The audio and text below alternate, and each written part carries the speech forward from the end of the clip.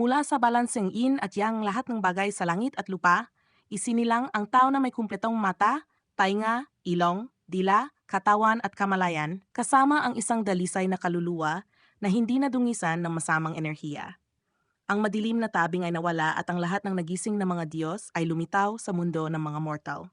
Sa isang mahiwagang kaharian kung saan magkasamang namumuhay ang tao at mga Diyos, isang seremonya para sa pagtatala ng bagong prinsesa ang magsisimula sa unang pagkakataon matapos ang 60 taon. Si Prinsesa Kikuri ang kasalukuyang namumuno ay nangangailangan ng 12 Shinso upang ialay ang kanilang sarili sa pagprotekta sa bagong prinsesa. Samantala sa modernong Japan, isang binatang nagngangalang Arata Hinohara ang nagsisimula ng bagong buhay sa mataas na paaralan. Ang kanyang masiglang nakababatang kapatid na babae ay mabilis na pumasok sa kanyang silid upang tawagin siya para sa almusal. Pagkatapos bumaba at bumati ng magandang umaga, pumunta si Arata sa paaralan upang simulan ang bagong paglalakbay. Ngayon ay muli na siyang makakangiti at nakatagpo pa ng bagong kaibigan. Sa paaralan si Arata ay kilala bilang mabait na binata. Habang papasok, nakasalubong niya ang kanyang kaibigang si Suguru at handa siyang ipahiram dito ang isang disk ng laro. Naniniwalang magiging maayos ang lahat at wala ng mga api sa kanya. Sa paaralan, naghahanda si Arata upang tumakbo habang pinagmamasdan ni Kadawaki ang bully mula sa dati niyang paaralan. Pagkatapos ng nakapagod na pagtakbo, narating niya ang finish line na may oras na 11.58 segundo. Sa ganoong kahanga-hangang resulta, tinanong siya ng isang kaklase kung balak niyang sumali sa kompetisyon, ngunit mahiyain siyang tumanggi. Ang nasaksihan ay nagpainit ng dugo ni Kadawaki at nagbunga ng tensyonal na pagtatalo sa hagdanan kung saan sinabi ni Kadawaki na hinding-hindi niya kikilalanin si Arata. Muling binigo ang binata. Ngunit dumating ang punto na narinig mismo ni Arata ang usapan kung saan ang itinuturing niyang pinakamatalik na kaibigan na si Suguru ay nagsabing hindi niya kailanman itinuring si Arata bilang tunay na kaibigan. Kasabay nito, sa ibang mundo na tinatawag na Amawakuni, isang batang lalaki na nagngangalang Arata rin ang tumatakbo palayo mula sa habol ng kanyang lola, ngunit nahuli rin siya gamit ang Amatsuki technique. Kinakailangan ng batang ito na maging babae sa anyo ng anak ng Angkang Jaime upang isagawa ang seremonya na nagagaganap bawat 30 taon at maging prinsesa ng kahariang ito. Sapagkat tanging babae mula sa Angkang Jaime lamang ang maaring gumanap bilang prinsesa, at dahil puro lalaki ang angkan, napilitan si Arata na magbihis bilang magandang dalaga. Kahit pansamantala lamang ang plano, mariin niyang tinanggihan ito. Ngunit si Kotoha mula sa tribong Anam ay masiglang nagsabi na kaya niyang gawing mukhang tunay na dalaga si Arata. Tanging mga anak na babae ay ng Angkang Jaime na may Amatsuki ang maaring maging prinsesa ng Amawakuni.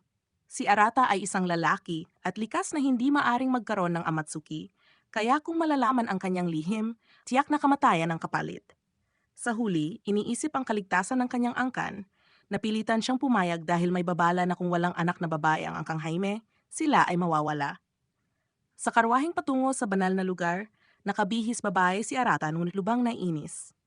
Sa kabilang banda, natuwa si Kotoha dahil napakaganda niyang tingnan na parang tunay na prinsesa, lalo pang ikinagalit ni Arata. Tiniyak niyang pansamantala lamang ang lahat habang naghahanap ng tunay na anak ng Jaime. Masigla namang sinabi ni Kotoha na 3 araw lang ang seremonya, kaya kailangan lang niyang magtiis hanggang doon. Ngunit hindi ito ganoon kasimple. Paano nila malilinlang ang prinsesa at ang 12 Shinso sa loob ng 3 araw? Ang pagkabahalang ito ay nagbigay kay Arata ng pagnanais na mawala na lamang siya sa mundong ito. Nakita ito ni Kotoha at iniabot ang kwintas na suot niya, isang agimat na ibinigay sa kanya ni Prinsesa Kikuri noong siya ay naglingkod sa kabisera. Binigyan nito si Arata ng lakas ng loob upang linlangin ang lahat. Sa banal na palasyo, umapoy ang asul na apoy hudyat ng unang seremonya sa loob ng 30 taon, ang simula ng pamumuno ng bagong prinsesa. Papalapit sa banal na templo, maingat na pinaalalahanan ni Arata, si Kotoha, na bumalik agad sa nayon at ilikas ang mga tao habang siya ay magpapanggap sa loob ng 3 araw. Ito ay nagdulot ng matinding pag-aalala kay Kotoha. Sa banal na templo, humarap si Arata sa namumunong prinsesa na si Kikuri. Labis siyang nagulat nang makita ito, iba sa kanyang inaakala.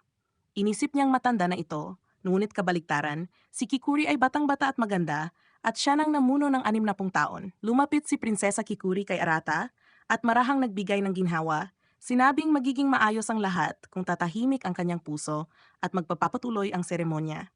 Muli, umapoy ang asul na apoy at kumislap ang mga meteor. Ngunit biglang sa gitna ng seremonya, ang 12 Shinso na laging sumusuporta sa prinsesa ay nag-alsa. Ginamit nila ang mga espesyal na espada na tinatawag na Hayagami na pinamunuan ni Kanagi na siyang nagtaksil at tumaga sa prinsesa ng nakamamatay na sugat. Dahil nasaksihan ito ni Arata, tinangkang patayin din siya ni Kanagi at muntik nang matapos ang kanyang buhay sa talim ng espada. Wala siyang nagawa kundi tumalon sa tubig upang makatakas. Nang mawala ang asul na apoy ayon sa salita ni Kanagi, si Arata ay inakusahan bilang pumatay sa prinsesa at pinag-usig ng lahat. Dala ng krimen na hindi niya ginawa, napilitan siyang tumakas patungo sa Kundo Forest. Samantala sa modernong mundo, si Arata na labis na nasaktan sa pagtataksil ay walang saysay na naglakad sa isang makipot na daan, paulit-ulit na sinasabi sa sarili na hindi na siya muling magtitiwala. Hiling niya na maglaho na lamang sina Suguru at Kadowaki, o kaya siya na lang ang maglaho. Nang marinig niya ang kanyang pangalan, siya ay naligaw sa sariling landas at hindi sinasadyang nagpalit ng lugar sa Arata mula sa Amawakuni na biglang lumitaw sa Kundo Forest. Lubos siyang naguluhan at hindi maunawaan kung bakit siya naroon. Sa harap ng napakalaking tore, inisip pa niyang nananaginip lamang siya. Ngunit isang palasong dumaan sa kanyang mukha ang nagbalik sa kanya sa katotohanan. Nasa harap niya si Kanagi. Dahil magkapareho ang anyo nila ng Arata mula sa Amawakuni, nais siyang patayin ni Kanagi na nagdulot ng matinding takot kay Arata. Tumakbo siya papasok sa Kundo Forest habang hinahabol ng mga palaso. Isang di nakikitang puwersa ang tumulong sa kanyang magtago sa kailaliman ng kagubatan upang makaiwas sa pagtugis ni Kanagi. Biglang mula sa mga damuhan lumitaw si Kotoha na ikinagulat niya at agad siyang hinila upang tumakbo dahil natuklasan na ni Kanagi ang kanilang kinaroroonan. Ano ba talaga ang nangyayari? Ito lamang ang nasa isip ni Arata ngayon. Sa labas ng Kundo Forest, tahimik na nagtataka si Kanagi kung paano nakalabas si Arata mula roon. Sa sandaling ito lumitaw mula sa lupa si Akatsuki, isa sa 12 Shinso at sinabi kay Kanagi na siya ay nabigo. Malinaw na maari sana niyang talunin si Arata gamit ang kanyang Hayagami, ngunit hindi niya ginawa. Ito ay naging dahilan upang matawa si Kanagi dahil para sa kanya ang isang maliit na daga ay hindi kailangan ng dakilang kamuy. Madali niyang mahuhuli ang batang hindi alam ang kanyang mga hangganan. Paglipat ng eksena, ligtas na dinala ni Kotoha si Arata pabalik sa bahay ni Lola Makari, ang lola ni Arata sa mundong ito. Pagdating nila, agad siyang tinanong na matanda tungkol sa mga nangyari kaninang umaga dahil nagaganap ang seremonya. Sumagot si Kotoha at ipinaliwanag na ang prinsesa ay pinaslang at ngayon lahat ay naniniwalang si Arata ang pumatay. Ngunit si Arata ay tila nawala ng alaala kaya kakaiba ang kanyang ikinikilos. Mariin namang itinanggi ni Arata, ipinakilala ang sarili bilang Hinohara Arata at hindi ang Arata na sinasabi nila. Ngunit walang naniwala sa kanya at iniisip pa ni Kotoha na siya ay nilamon ng Kundo Forest. Pagkaraan ng ilang minutong katahimikan, naupo si Arata at Lola Makari sa silong upang mag-usap ng malinaw. Napabuntong hininga ang matanda nang mapagtanto na ang batang kaharap niya ay mula sa isang lugar na tinatawag na Japan. Sa kanyang mga mata, wala itong pinagkaiba sa kanyang sariling apo. Ayon sa alamat ng Kundo Forest, sinumang nilamon nito ay nagbabalik na ganap na nagbago. Marahil ay ipinagpalit ang posisyon ng isang tao mula sa ibang mundo. Kung ito ay totoo, ano ang dapat gawin ni Arata ngayon? Mabagal na sinabi ng matanda na hindi na siya makakabalik, maari lamang siyang mamuhay bilang Arata sa mundong ito. Lubos itong ikinatakot ni Hinohara Arata, pakiramdam niya ay lalo pang umiksi ang kanyang buhay. Higit pa ron siya ay pinag-usig dahil kamukha niya ang kriminal na hinahanap nila. Agad namang ipinagtanggol siya ni Lola, sinabing ang kanyang apo ay kailanman hindi gagawa ng ganong bagay. Napakamalas talaga, una siyang binubuli sa paaralan at ngayon nadala pa siya sa ganitong lugar. Habang nag-iisip, biglang sumigaw si Kotoha, nahuli na siya ni Kanagi. Nagtatago sa silong, pinilit ni Arata na kumbinsihin ang sarili na wala siyang kinalaman dito, na hindi siya ang Arata ng mundong ito.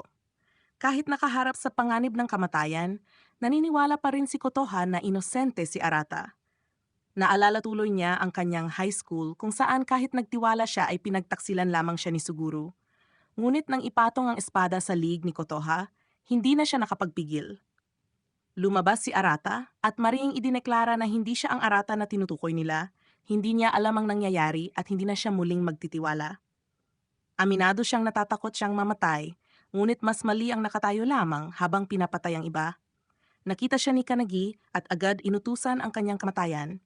Habang pabagsak ang espada, biglang kinuha ni Arata ang isang tabak na nasa malapit at hinarang atake.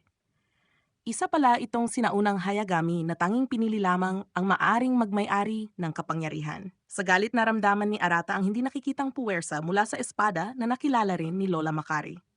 Sa kamay ni Kanagi, isa rin sa 12 Shinsho ang may Hayagami, tinawag niya itong Homura at hinamon si Arata.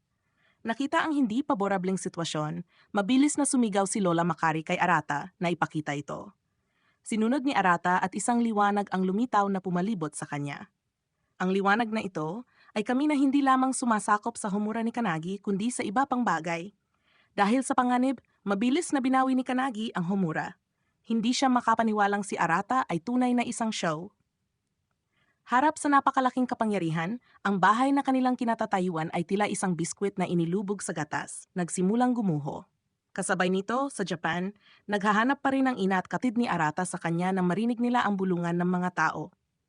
Sa kalsada, may isang gwapong lalaking nakahubad at matipuno na nakaupo. Agad na tumakbo ang ina ni Arata sa direksyon na iyon at ganoon na lang ang pagkagulat niya nang makita ang kanyang anak na nakaupo at ipinapakita ang katawan.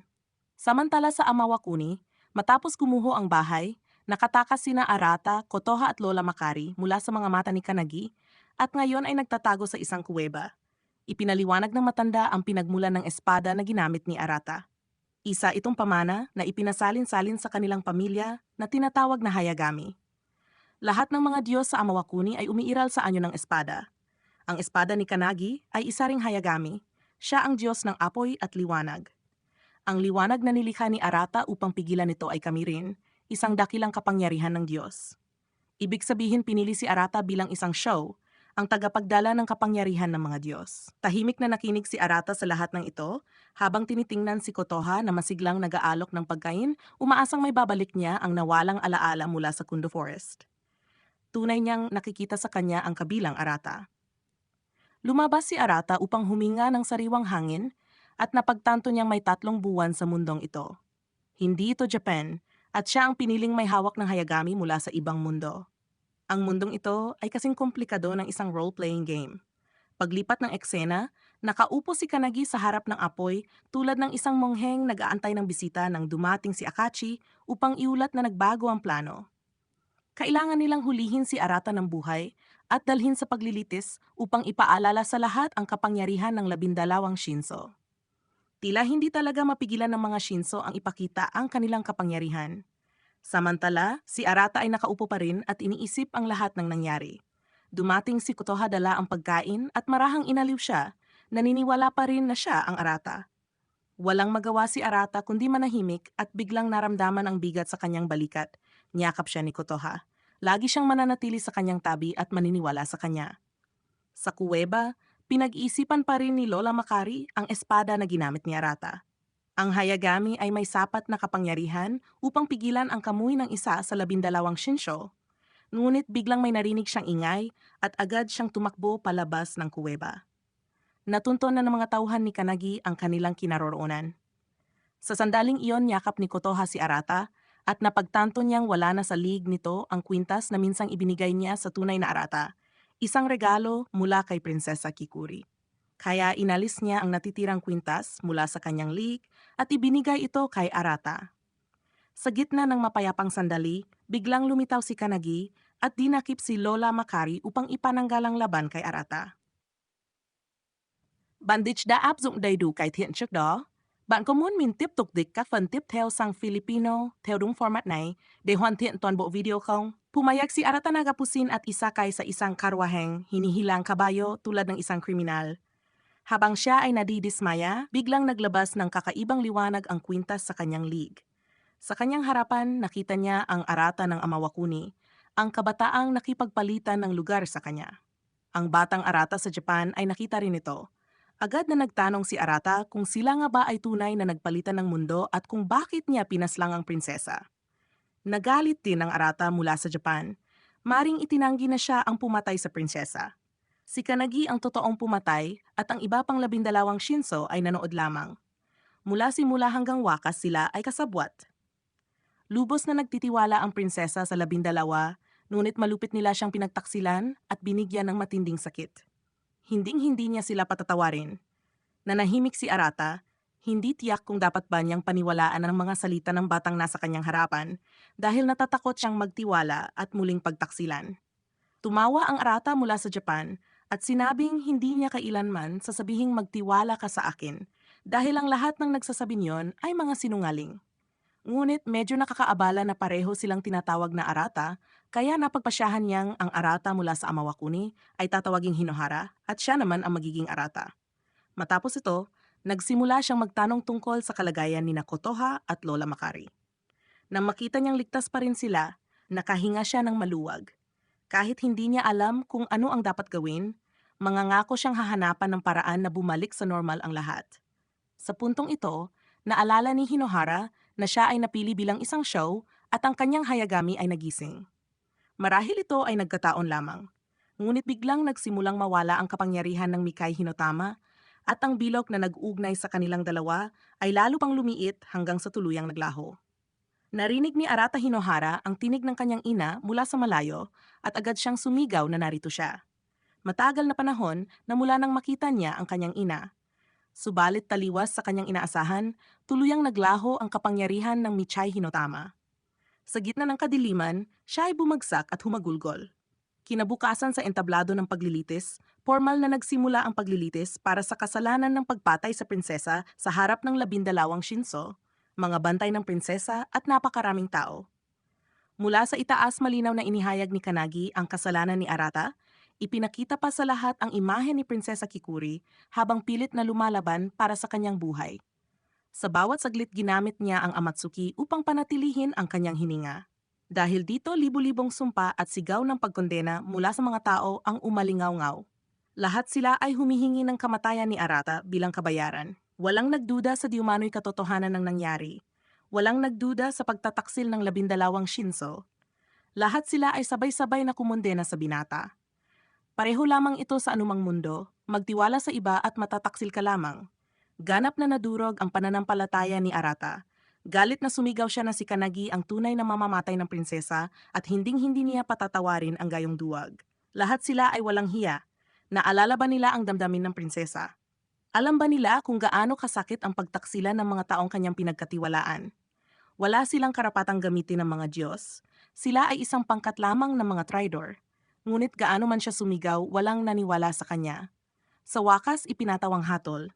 Si Arata ng Jaime clan ay ipapatapon sa Gatoya, isang lugar na inihahambing sa impyerno. Sa barko magdadala sa kanya patungo doon, nakita ni Arata na binuksan ng isang bantay ang pinto at dinala si Kotoha. Lumalabas na palihim siyang sumama nang walang nakapansin, ngunit kalaunan ay nahuli. Nag-aalala si Arata sa panganib ng ginawa ni Kotoha, ngunit tila kalmado lamang siya. Ibinigay rin ni Kotoha ang bag ni Arata at ang Hayagami na kanyang itinago. Ang isang Hayagami ay walang silbi kung wala sa kamay ng isang show. Inutusan siya ni Lola Makari na dalhin ito. Hawak ang Hayagami sa kanyang kamay, sabik na sinubukan ni Arata na tawagin ang kapangyarihan ng kamuy, ngunit kahit ilang ulit ay hindi ito lumitaw. Sa sandaling iyon, isang tinig ang tumawag kay Arata. Biglang nagliwanag ang kwintas sa kanyang lig at silang dalawa ni Kotoha ay dinala sa isang mahiwagang lugar. Sa kanilang harapan lumitaw ang bughaw na liwanag. Si Prinsesa Kikuri ang nagdala sa kanila roon. Tinawag niya si Arata, ang kanyang bagong Shinsho, upang pakinggan ang kanyang hiling. Ang mga salita ni Arata sa paglilitis ay malalim na tumimo sa prinsesa. Doon niya napagtanto na ang puso ni Arata ang magiging gabay. Hanggang ngayon ginamit niya ang Amatsuki upang pag-isahin ang mga Hayagami at kontrolin ang kanilang kami. Ang katawan at buhay ni Prinsesa Kikuri ay nananatili ngunit hindi niya alam kung gaano pa ito tatagal. Ang kanyang hiling ay pamunuan ni Arata ang Amawakuni sa kanyang lugar at dalhin sa kanya ang kanyang Hayagami bago siya tuluyang mawala.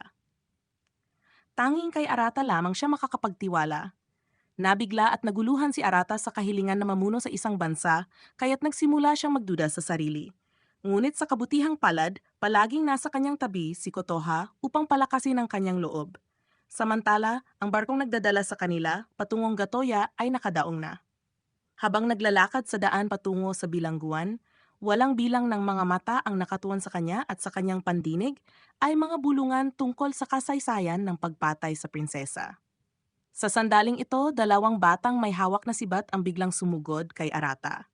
Malakas na hinihiling ng pulang buhok na ibigay ni Arata ang lahat ng kanyang gamit at isama na rin ang kanyang ulo bilang pumatay sa prinsesa. Habang sila ay matindi ang labanan, biglang yumanig ang lupa at lumitaw ang tinatawag na payment. Sunod-sunod na nagtakbuhan ang lahat at pati ang batang may sibat ay naglaho rin. Naiwan si Arata na naguguluhan sa isang sulok habang ang itim na mga galamay ay gumagalaw sa kanyang ulunan. Nasaksihan niya mismo kung paano nilamon ng mga ito ang dalawang lalaki sa kanyang harapan. Unti-unting tumigil ang lupa at silang dalawa lamang ni Kotoha ang natira. Habang naguguluhan pa, isang magandang babae ang dahan-dahang lumapit at ipinaliwanag na ang bagay na tinatawag na payment ay si Suga, ang punong bantay ng bilangguan. Minsan sa isang araw pumipili siya ng dalawang tao at gaya ng nakita nila ay kinakain niya ang mga ito. Pagkasabi nito, kinuha ng babae ang palamuting buhok mula kay Kotoha at kalmadong lumakad palayo. Itinuring itong kabayaran para sa impormasyong kanyang ibinigay. Samantala sa ibang lugar nasa aklatan si Kanagi, naghahanap ng kaalaman tungkol sa Kamui, ang banal na kapangyarihan ng Hayagami na ginamit ni Arata. Ngunit wala siyang natagpuang impormasyon tungkol dito. Nagtataka rin si Akatsuki na nakatayo sa kanyang likuran sa mga ikinikilos ni Kanagi. Bakit hindi pinatay ni Kanagi si Arata at sa halip ay ipinadala siya sa Gatoya ay hindi pa rin alam? Kailan niya matutuklasan ang espesyal na katangian ng Hayagami ay nananatiling palaisipan. Samantala, matapos ang tensyong sitwasyon, dinala siya ni Kotoha upang maligo. Tila ang mga tubo ng tubig dito ay konektado sa ilalim ng lupa. Sa laban nila ng pulang buhok na bata sa pangunahing bulwagan ng Gatoya, hindi sinasadyang nagtamo ng sugat si Arata sa braso. Nang makita ito, hinawakan ni Kotoha ang kanyang kamay at ginamit ang kapangyarihan ng kababaihan mula sa lahi ng Anem upang pagalingin siya. Ang kapangyarihang ito ay hindi lamang nagpapagaling sa labas, kundi pati sa kalooban, kaya't nakaramdam si Arata ng init na parabang kasama pa rin niya ang kanyang ina. Ang damdaming dala ni Kotoha ay nagbigay ng hiya kay Arata sapagkat palagi lamang siyang nag-iisip para sa sarili. Gusto niyang magpasalamat sa lahat ng nagawa niya, ngunit bago niya matapos ang kanyang salita, biglang bumagsak ang lupa sa ilalim ni Kotoha at siya ay nahulog sa harap mismo ng kanyang mga mata. Agad na naghanap si Arata sa kinaroonan ni Kotoha, ngunit nang magtanong siya sa mga tao roon walang sumagot. Habang nagmamadali siya ay nakatagpo siya ng isang grupo na gustong putulin ang kanyang ulo upang makalabas. Totoong nakainis kaya't wala siyang nagawa kundi tumakbo. Matapos tumakbo ng matagal nagtago siya sa isang silid upang makatakas. Doon niya nakatagpo ang isang kakilala, ang babae na dati ay nagbigay ng impormasyon tungkol kay Suga. Matapos ang kakaibang bati nalaman niyang ang pangalan ng babae ay Osho. Marahil nadala siya ng malasakit ni Arata para kay Kotoha at nakisimpatya sa takot ng pagkawala ng isang mahalaga. Isiniwalat niya na ang pulang buhok na batang umatake kay Arata ang kumuha kay Kotoha at baka siya ay nasa panganib. Ngunit ang katotohanan ay hindi ganoon. Ang magkapatid na si Shinchai na puti ang buhok at si Kanet na pula ang buhok ay mainit na tinanggap si Kotoha.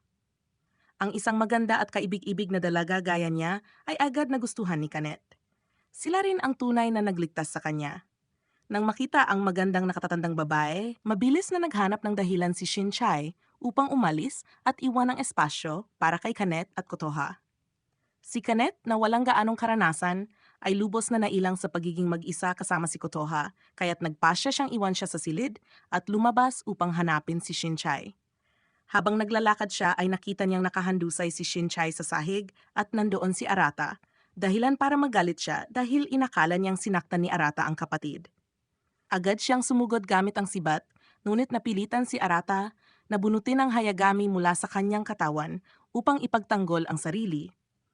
Paulit-ulit niyang tinatanong si Kanet tungkol sa kalagayan ni Kotoha, sinasabing maraming beses na siyang iniligtas nito simula nang mapunta siya sa mundong ito.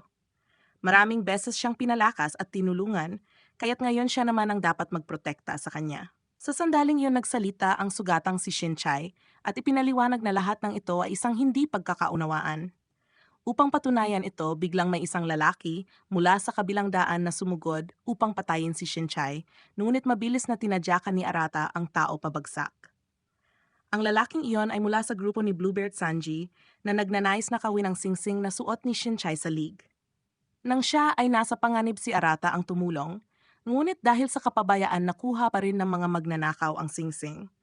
Nang marinig ito, ipinagkatiwala ni Kanet si Shinchai kay Arata at siya mismo ang pumunta upang hanapin ang mga magnanakaw.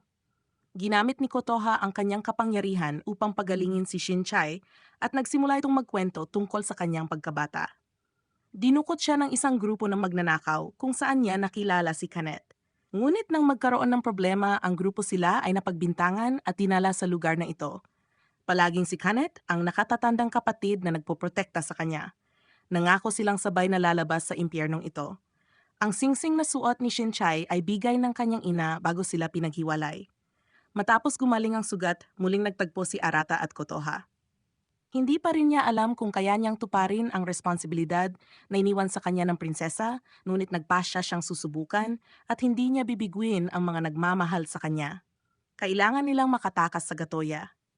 Sa wakas, bumalik si Kanet at dala na rin ang singsing. Matapos maresolba ang hindi pagkaunawaan sa pagitan ni Arata at Kanet, muli na namang sumiklab ang kasigasigan ni Kanet na putulin ang ulo ni Arata. Ngunit bago pa sila makalaban, nagsimula na ang oras ng payment. Ang akala nilang pangkaraniwang pangyayari araw-araw ay biglang nag-iba ngayon.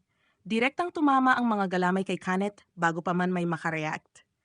Nilamon siya ni Suga. Malakas na sumigaw si Shinchai sa sakit. Sa pangalawang beses ang galamay ay tumungo naman kay Arata, ngunit si Shinchai ang siyang nilamon upang iligtas siya. Ang batang iyon ang nagligtas kay Arata. Sa paulit-ulit na eksenang nasasaksihan, tuluyang nagpanik si Arata. Wala naman siyang ginawa. Siya ang dapat kainin, ngunit si Shinchai ang nagligtas sa kanya. Naniniwala siyang baka buhay pa sila. Buo ang kanyang pasya na iligtas sila. Sina Arata at Kotoha ay nagsimulang maglakbay upang hanapin sina Shinchai at Kanet. Ang pagsunod sa mga tubo ng tubig ay maaring magdala sa kanila sa kinaroroonan ng kanilang mga kaibigan. Kung ganoon, kakailanganin din nilang harapin si Suga. Bagamat delikado, kung nais nilang makaalis dito, kailangan nilang makaharap siya. Nang imulat ni Kanet ang kanyang mga mata, nakita niya sa kanyang harapan si Shinchai na nakatali ng mahigpit na mga galamay at siya mismo ay nasa parehong sitwasyon. Ginamit nilang dalawa ang lahat ng kanilang lakas upang makatakas, ngunit hindi nila kaya. Napakalakas ni Suga. Biglang narinig ang tinig ni Suga, walang puso niyang iniutos na maglaban ang magkapatid hanggang sa mamatay. Ang mananalo lamang ang makakaalis sa Gatoya kung hindi pareho silang mamamatay. Sa daan patungo kay Suga, muling nakasalubong ni Arata at Kotoha si Osho. Masigla niya silang tinawag, ngunit si Arata ay patuloy na naghahanap kina Shinchai. Nang marinig niyang patungo sila kay Suga, sinabi ni Osho na kapag pumunta sila ron, siguradong mamamatay sila. Ngunit kung hindi man sila pumunta, marahil mananatili silang buhay, bagamat sa isang buhay na puno ng pagtatago at takot, isang miserableng buhay, ngunit buhay pa rin. Gayunman nagpasyang ituloy ni Arata ang pagligtas. Sa harap ng matinding sakit na dulot ni Suga, pinulot ni Kanet ang kanyang sibat at lumapit kay Shinchai. Sa kabila ng pag-iyak at pagsigaw ng kapatid, malamig niyang sinabi na tumayo at lumaban. Tanging ang mananalo lamang ang may pag-asang makaalis sa lugar na ito. Nang dumating si Arata, nagsimula na ang laban ng dalawa, isa ang umaatake at ang isa ay nagtatanggol. Walang tigil ang pag-atake ni Kanet at hinihiling kay Shinchai na lumaban.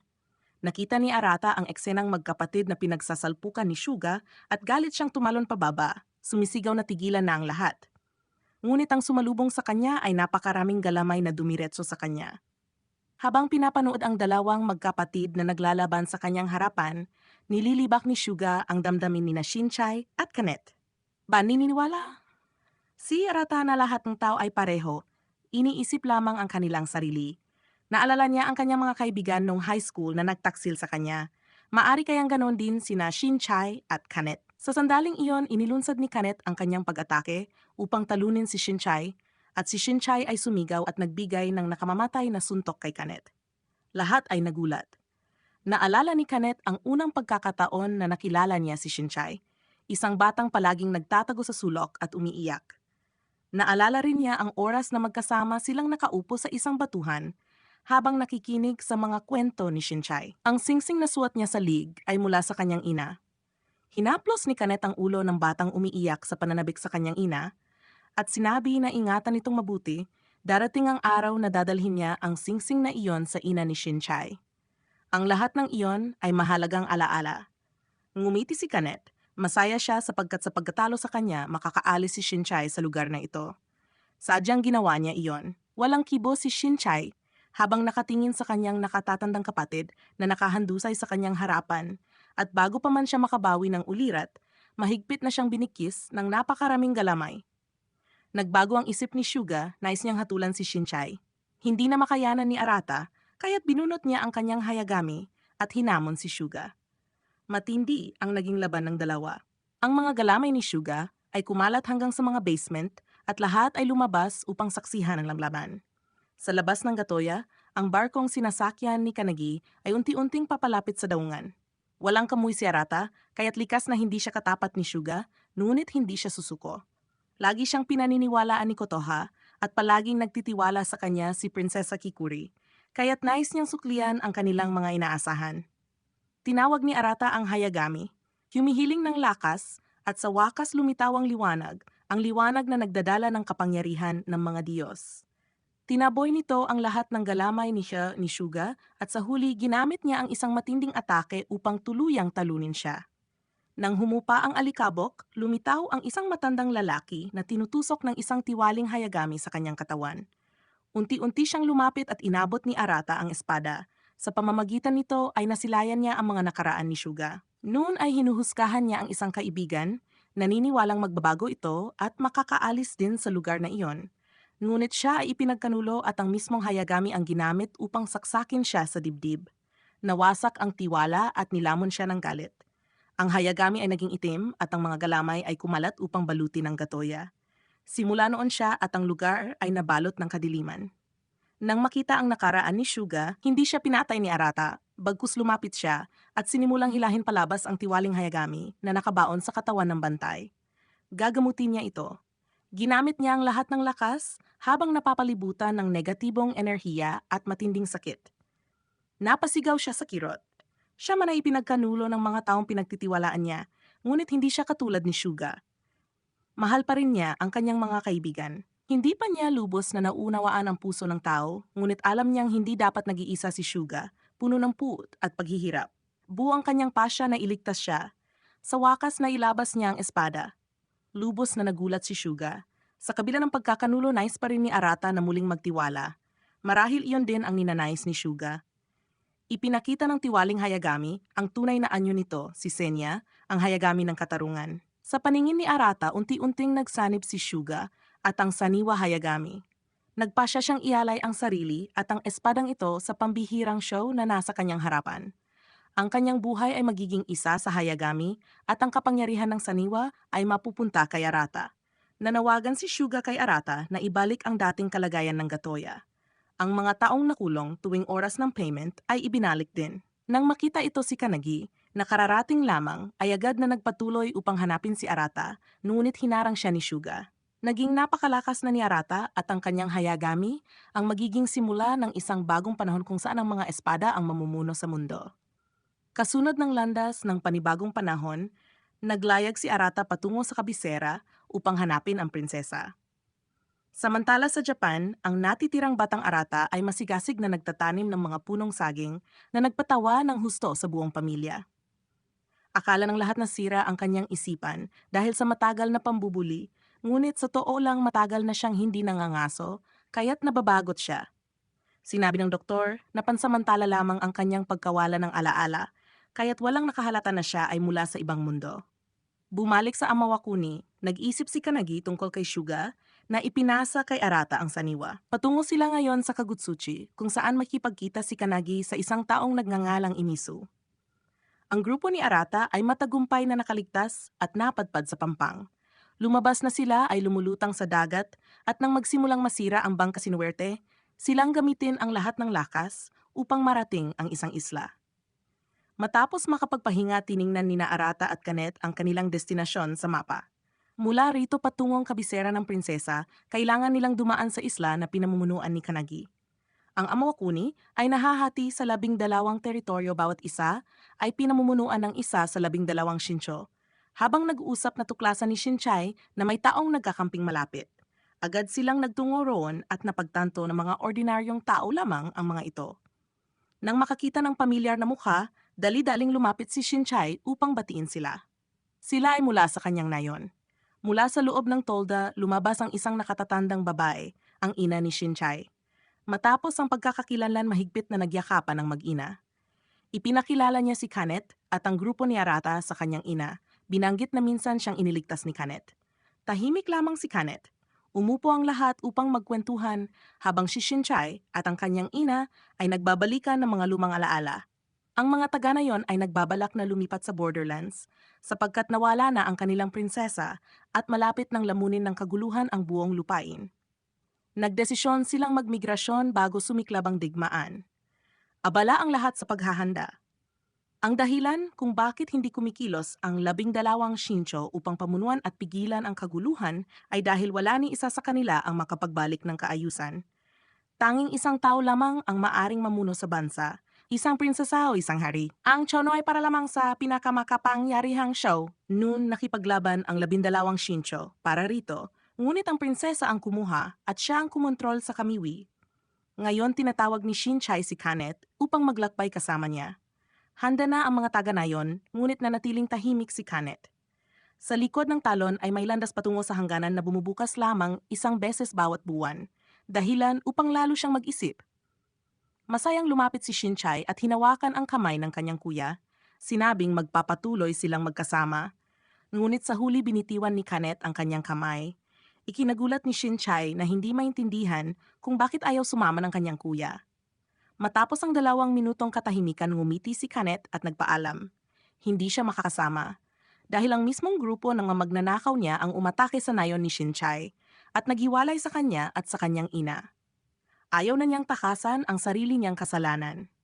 Naunawaan ni Arata ang dahilan kaya't nagpasya siyang isama si Kanet sa paglalakbay patungo sa kabisera ng prinsesa. Sa mahabang paglalakbay, bumagsak si Arata dahil sa labis na pagod at nagpahinga sila. Nakita ni Kotoha na pagod siya, kaya't binigyan siya ng isang bagay na tinatawag na gamo upang makabawi ng lakas. Ngunit sa oras ng kanyang pagkain, biglang lumitaw ang isang halimaw na gumagalaw sa tabi nila. Hindi nag-alala si Kotoha at Kanet dahil likas na mabait ang Muru at hindi umaatake. Ngunit sa di inaasahang dahilan, bigla itong nagalit at hinabol sila, kaya't napilitan silang tumakbo para sa kanilang buhay. Habang tumatakbo, nakita nila ang isang babae na may dalang mga itlog ng Muru, kaya't naunawaan nilang iyon ang dahilan ng galit ng hayop. Bago pa sila makapag-isip, bumalik ang halimaw at tumakas sina Arata, Kotoha at ang babae, iniiwan si Kanet na siya namang hinabol ng Muru. Matapos makaligtas, tinanong ni Arata ang babae kung bakit niya ninakaw ang mga itlog. Ipinaliwanag nitong masustansya ang itlog ng Muru at dahil buntis ang kanyang among babae, gusto niya itong dalhin para dito, ngunit huli na sapagkat nagsimulang mapisa ang mga itlog at lumabas ang mga sanggol na Muru. Sa sandaling iyon, isang lalaking nakasakay sa kabayo ang naghihintay kay Kanet. Siya ang amo ng babae na ang pangalan ay Hani. Nakita ni Arata na ligtas si Kanet, kaya nakahinga siya ng maluwag at biglang nawalan ng malay. Nang magising siya, nasa isang kakaibang silid na siya at nasa tabi si Kanet. Ipinaliwanag ng bata na ito ang tahanan ni Ohika, ang lalaking nakasakay sa kabayo. Lumapit din ang asawa nito at nagdala ng damit upang may suot ni Arata. Sa mga damit ay nakita niya ang sariling telepono mula Japan. Nabasa niya ang mensahe ni Suguro, ang kaibigang nagtaksil sa kanya, kaya't natahimik siya. Biglang naalala ni Kanet na hindi pa niya nasasabi kay Arata na si Ohika ay nagsisilbi kay Kanagi. Lumabas si Ohika mula sa likod ng kurtina na nakangiti at inamin na alam niyang isa ring show si Arata. Kinuha niya ang sirang sibat ni Kanet at gamit ang kapangyarihan ng kanyang hayagami ay inayos ito. Ang kanyang kamiwi ay may kapangyarihan ng pandayan na tinatawag na canary, lumilikha ng mga kagamitan at minsan ay armor, at dahil dito pinahahalagahan siya ni Kanagi. Samantala, masayang pumipili ng mga itlog ng manok sina Kotoha at ang dalagang si Hani. Humanga si Hani sa kasuotan ni Kotoha at sinabing iyon ang paborito ng kanyang amo. Parang may paghanga siya kay Ohika, kaya't namula siya sa hiya. Tumawa si Kotoha at iminungkahing magpalitan sila ng kasuotan. Sa mga oras na iyon, nasa isang isla si Kanagi sa harap ng kakaibang bato at nagsabi sa sarili na ayaw niyang manatiling bilanggo si Imasu, tiyak na ipapanalo niya ang trono para rito. Isang ulat ng pagnanakaw ang dinala sa kanya, kaya't dali-dali siyang nagtungo sa lugar ni Kirisu, ngunit huli na sapagkat sa kanyang mga mata puro dugo at bangkay ang nakita. May isang nakaligtas at gamit ang huling hininga, sinabi niyang inatake sila ni Shou Akashi. Nagulat si Kanagi sa pangalan. Ito pala ang inaasahan na ni Ohika. Habang naglalakad sa kalsada, kasama sina Arata at Kanet, unti-unting nagbukas ng damdamin si Ohika. Sabi niya ito ay isang digmaan ng mga show para sa trono at ayaw niyang makialam. Nais lamang niyang mamuhay kasama ng mga tao, mahalin ang kanyang pamilya at mamatay ng tahimik. Ngunit tiyak na may ilang show na hindi ganoon ang iniisip. Mayroon lamang isang paraan upang makuha ang trono ng hindi pumapatay kung lahat ng show ay magpapasakop sa isang tao at magsasanib sa Hayagami tulad ng ginawa ni Suga kay Arata. Habang nagsasalita, ipinaalam kay Ohika na may mga bisitang paparating. Sa daan, nasa lubong niya si Hani na suot ang damit ni Kotoha. Nang makita siya ni Ohika, nahihiya si Hani at nais na magpalit ng damit, ngunit pinigilan siya at pinuri, hindi niya akalaing ganoon na siya kalaki. 5 taon na mula nang dalhin siya rito ni Kanagi bilang isang maliit na bata. Ngunit iyon ay maliliit na bagay. Ang mahalaga na ngayon ay kailangan ni Ohika ang tulong ni Hani. Sa kabilang banda, ipinagpatuloy ni Kanagi ang kanyang paglalakbay patungo sa tirahan ni Yase, ngunit muli-huli na siya sapagkat puro dugo na lamang ang bumungad sa kanya. Sa kanyang pagkabagabag may isa na lamang lugar na hindi niya napuntahan, ang nayon ni Ohika. Lumalabas na ang ipinag-utos ni Ohika kay Hani ay ang ilikas agad ang lahat ng tao sa nayon. Lubos itong ikinagulat ni Arata. Sa katunayan ng panauhin ni Ohika ay si Akachi. Ang grupo ni Arata ay nasa likod ng kurtina nakikinig sa kanilang usapan. Sinabi ni Akachi kay Ohika ang totoo tungkol sa kamatayan ng prinsesa na ang utak nito ay si Kanagi na nagtaksil sa prinsesa. Ngayon hinihiling ni Akachi ang suporta ni Ohika, ngunit natural na tumanggi ito. Nangako siya ng katapatan kay Kanagi, kaya't anuman ang mangyari bilang isang Rokuso, nais pa rin niyang akuin ang pananagutan.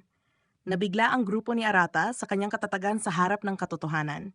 Nang makita ni Akachi na hindi niya mapapapayag sa salita lamang bigla niyang dinakip si Kuro, ang buntis na asawa ni Ohika.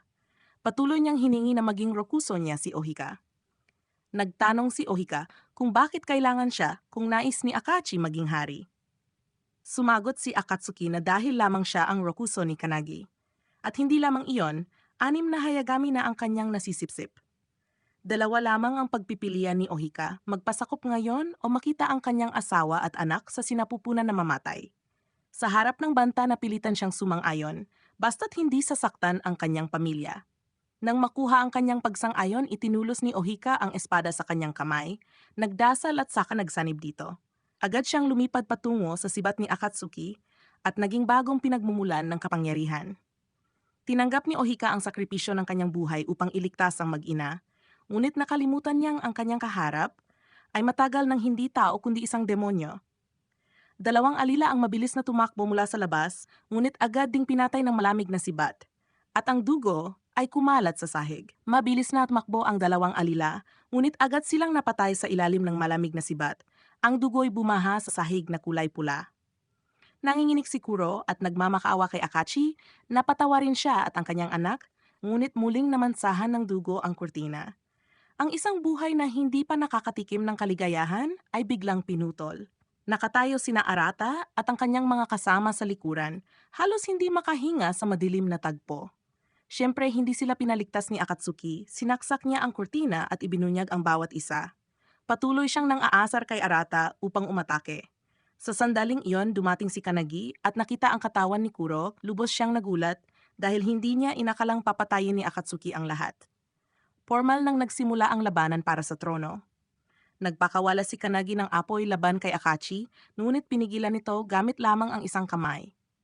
Habang tumitindi ang lakas ng atake, patuloy pa ring pinipigilan ni Akachi at naramdaman ni Kanagi ang bigat ng kapangyarihan. Hindi niya namalayan ang pag-atake mula sa likuran, kaya bumagsak siya sa lupa. Walang bumibigay, ang presyon ay napakatindi. Si Hani ay matagal nang nawalan ng malay. Tinanong ni Kanagi kung bakit ginagawa ito ni Akatsuki. Unti-unti niyang ibinunyag na mahal siya ni Emisu, ngunit walang awa niya itong sinunog ng buhay. Itinusok ni Akatsuki ang sibat sa lupa, at mula rito tumubo ang 6 na espada, kumakatawan sa buhay ni Kirisu, Hoga, Yuka, Kiroji, Shaji, at sa huli si Ohika na dating mga rokuso ni Kanagi. Ngayon kailangan nilang ialay ang lakas ng kanilang Hayagami sa tunay na makapangyarihan. Sa anyong tao, natuwa si Akachi, naniniwalang nasa kamay ng malakas ang tagumpay. Sa isipan ni Kanagi, sumulpot ang mga alaala na nakaraan. Minsan silang lumaban ng ganito ngunit hindi hanggang kamatayan. Noon ay hawak nila ang kamao bilang pagbati, ngayon ay puro put na hindi na mababawasan. Gusto ni Akatsuki maramdaman ni Kanagi ang bigat ng pagkawala at kasalanang moral at kailangang pasanin ito hanggang kamatayan. Hindi niya agad pinatay si Kanagi, hinihintay muna ang salitang nais niyang marinig. Nagising si Hani at nasaksihan ng laban, ikinagulat niya ang nakatakot na tagpo. Naunawaan ni Arata na si Akachi ang nagtaksil sa prinsesa at gumagawa ng krimen upang umakyat sa trono. Lumapit siya upang pigilan si Akachi, ngunit inakala ng iba nais din niyang agawin ang trono. Galit niyang tinanong kung ano ang saysay ng pagpatay para lamang sa kapangyarihan. Ngunit kinamuhian ni Akatsuki ang moralidad ni Arata. Binalaan siyang kung isa kang show, dalawa lang ang pagpipilian. Magpasakop o pilitin ang iba na magpasakop, iyon lang. Pagkasabi nito, iniwan niya ang natalong si Kanagi. Nakatulog pa rin si Kanagi sa lupa at walang magawa si Arata. Lumapit si Hani kay Kanagi. Galit na hinihingi niyang ibalik si Ohika. Umiyak siya sa galit dahil lubos na nagtitiwala si Ohika sa kanya. Ngunit ngayon, dahil naisama na siya sa Hayagami, itinuturing na siyang patay. Si Kanagi nawala na rin ang sarili niyang Hayagami. Wala nang magagawa kundi tanggapin ang kapalaran. Natira lamang ay isang paghingi ng tawad. Tumakbo si Arata upang tanungin si Kanagi kung talaga bang susuko na siya. Pinaghihinalaan niyang alam lahat ni Kanagi, alam niyang kukunin ni Akachi ang trono dahil mismong si Kanagi ang pumatay sa prinsesa. Itinulak ni Kanagi ang kamay ni Arata, sinabing wala siyang alam at naglakad palayo.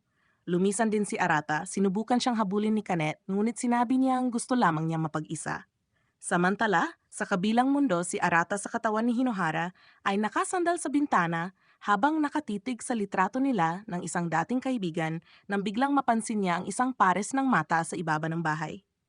Mabilis siyang bumaba at nakita si Suguru Shinkai. Alam niyang wala na siyang karapatang makita ito dahil matagal nang hindi pumapasok si Arata sa eskwela. Ngunit medyo nag-alala siya. Gayunpaman hindi siyang Arata mula rito, hindi niya kilala kung sino ang nasa harapan niya. Dahil dito naisip ni Suguru na inilalayo siya ni Arata at hindi itinuturing na kaibigan, kaya't malungkot niyang ibinalik ang aklat bago mabilis na tumakbo palayo. Sa Amawakuni naman, si Arata Hinohara ay nakaupo sa tuktok ng bundok, nagbabalik tanaw sa nakaraan at nagtataka kung talagang gusto ba ng prinsesa na siya ang maging hari. Sa sandaling iyon lumapit sina Kotoha at Kanet. Umupo si Kotoha sa tabi ni Arata at marahang inaliw siya. Lubos na nawala ng pag-asa si Arata, nanginginig ang espada sa kanyang kamay. Nakaunawa si Kanet at sinabing normal lang ang matakot kung siya iyon ganoon din ang kanyang mararamdaman. Ngunit higit pa sa takot, nararamdaman ni Arata ang galit dahil wala siyang magawa, kulang siya sa lakas at tapang. Habang mas gusto niyang maging malakas upang mapabagsak si Akachi, lalo niyang nakita ang sarili na katulad nito. Naghagis si Kanet ng ilang bato kay Arata, ayaw niyang makita itong sobrang mahina. Hinamon niyang umatake siya, ngunit nanatiling nakaupo si Arata at ayaw nang makasakit ng iba. Sinabi ni Kanet na kung natatakot siya, mas mabuting umurong na lamang. Ang mga salitang ito ang nagpagising kay Arata, na pagtanto niyang hindi siya maaaring sumuko dahil nagtitiwala ang prinsesa sa kanya. Kailangan niyang maging mas malakas, kailangan niyang lumaban. Biglang naalala ni Kotoha na hindi nagsumite si Suga kay Arata dahil ipinagkatiwala niya ang sarili, hindi dahil kinuha ang kanyang buhay. Naalala rin niya ang isang kuwento na minsang ikinuwento ni Ginang Makari tungkol sa isang alamat na Hayagami. Ito ay hindi espada para umatake, kundi kumakatawan sa pinagmulan ng lahat ng karaniwang espada. At marahil ang Hayagami ni Arata ay ang maalamat na espada na iyon. Itinaas ni Arata ang espada at isang liwanag ang lumaganap, tinanglawan ang buong langit. Iyon ang Hayagami na tinatawag na Sukuro. Ang likas na ugali ni Arata ay hindi ang uri na nagtitiis at hinahayaan na lamang ang lahat. Sinipa niya si Kadowaki ng napakalakas, pinadapa ito sa bakal na rehas, at pinaalalahanan siyang huwag magbalak ng masama laban kay Hinohara sa Amawakuni. Si Kotoha ay nadulas at nahulog kaya nasugatan. Ipinakita ni Kanet ang hangaring buhatin siya, ngunit tumanggi ito at pumayag na lamang na si Arata ang tulungan siyang makapasok sa isang abandonadong bahay upang makapagpahinga at makabawi ng lakas. Lubos ng namaga ang kanyang paa at bagaman kabilang siya sa tribo ng 6, wala siyang kakayahang pagalingin ang sarili. Nang makita ito, muling nag-ipon ng lakas si Kanet at nagkusang pumitas ng mga halamang gamot. Pagkaalis niya, mahigpit na niyakap ni Kotoha ang braso ni Arata at sumandal dito. Pakiramdam niya ay may malayong bagay kay Arata na nagdudulot sa kanya ng lungkot sapagkat siya ay isang dalagang naghahanap ng masasandalan. Inabot ni Arata ang kamay upang aliwin siya, ngunit narinig niyang tinatawag nito ang kanyang pangalan. Tumayo siya at gumamit ng dahilan na magbabantay sa paligid upang makalabas sandali.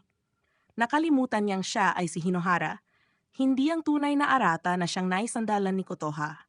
Ginamit niya ang kwintas upang kumonekta kay Arata mula sa tunay na mundo at ikinuwento ang lahat ng nangyari. Naunawaan ito ni Arata at ipinaalala na habang dumarami ang panganib, ang isang show na tulad ni Hinohara ay dapat ding magingat. Pagkatapos ay tinanong niya tungkol kay Kotoha. Sa loob ng lumang bahay, sinisisi ni Kotoha ang sarili dahil nagiging pabigat lamang siya at lumabas. Tahimik na tinanong ni Hinohara si Arata kung ano ang tingin niya kay Kotoha. Ngunit para kay Arata, bukod sa pakiramdam na parang kapamilya, wala na siyang ibang nadarama. Para sa kanya si Kotoha ay tulad ng isang nakabatang kapatid na handa niyang isakripisyo upang protektahan. Kahit hindi sila nagkikita, ipinagkatiwala niya ito kay Hinohara. Nangako rin ngayon si Hinohara na ingatan niya si Kotoha. Samantala, habang pumipitas ng halamang gamot sa bundok, nakakita si Kanet ng gamot at agad itong kinuha. Biglang sumabog ang naglalagablab na apoy mula sa lupa at napalibutan siya.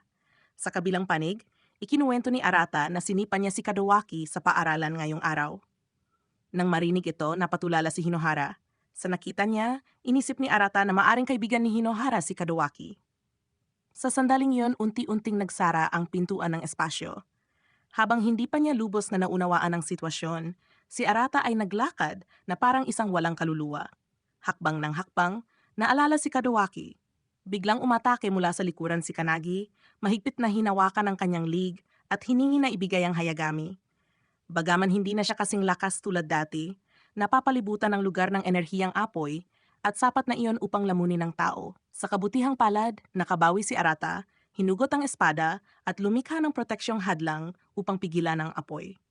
Ang layunin ni Kanagi ay pilitin si Akachi na magpasakop at muling angkinin si Homura.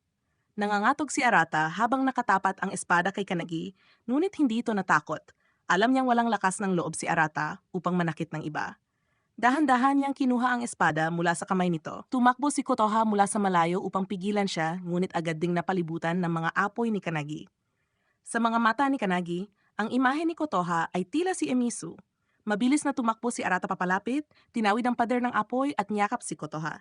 Nakatayo si Kanagi, hindi na makatiis, saka sumugod at nailigtas si Arata at si Kotoha.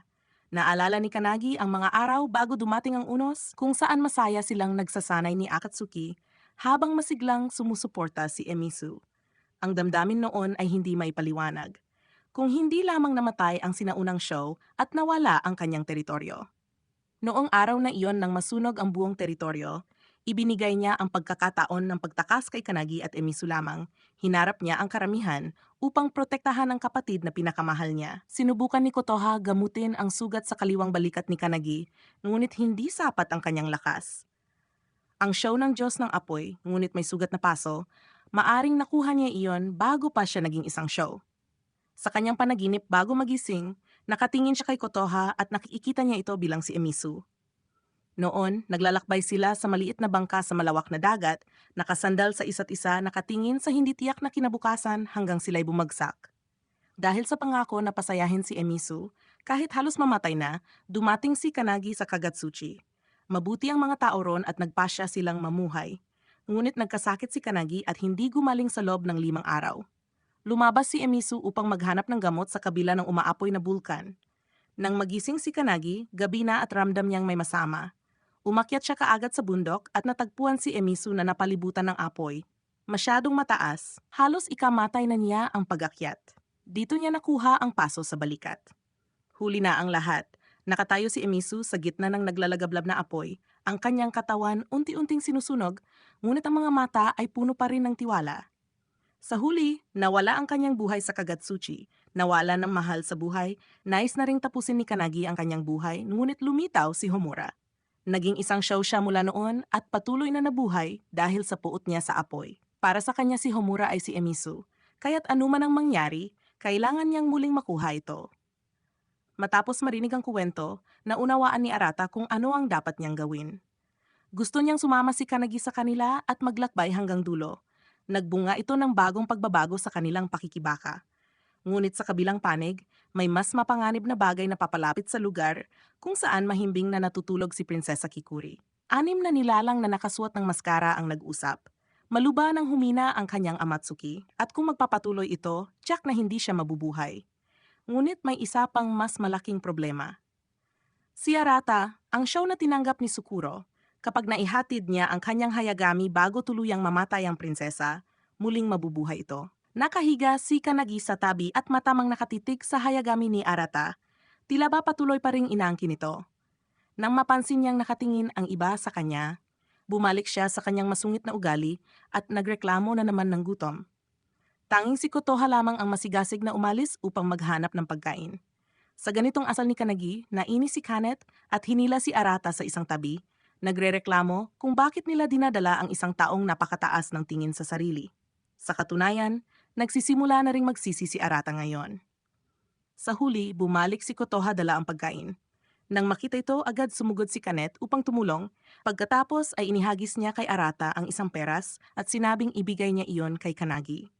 Walang magawa si Arata sa katigasan ng ulo ni Kanet, kaya itinabi niya ang kanyang Hayagami at inihagis ang peras kay Kanagi.